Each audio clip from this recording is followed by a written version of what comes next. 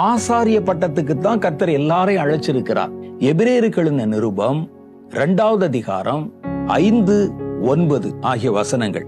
ஜீவனுள்ள கற்களைப் போல ஆவிக்கேற்ற மாளிகையாகவும் இயேசு கிறிஸ்துவின் மூலமாய் தேவனுக்கு பிரியமான ஆவிக்கேற்ற பலிகளை செலுத்தும்படி பரிசுத்த ஆசாரிய கூட்டமாயும் கட்டப்பட்டு வருகிறீர்கள். யாரு? விசுவாசிகளாகிய நீங்கள், கிறிஸ்துவை ஏற்றுக்கொண்ட கிறிஸ்தவர்களாகிய நீங்கள் எல்லாருமே ஆசாரிய கூட்டமாக கட்டப்பட்டு வருகிறீர்கள்.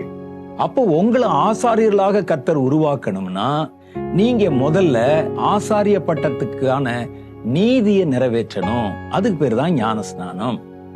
இயேசுவே அதனாலதான் எடுத்தாரு. அவர் இந்த ஞானஸ்நானம் எடுத்தால்தான் அவர் ஆசாரிய பட்டத்துக்கு வர முடியும். ஏன்னா அது கர்த்தருடைய நீதி. அவர் நமக்கு கொடுத்த ஒரு கட்டளை. அந்த கட்டளையை நிறைவேற்றணும்.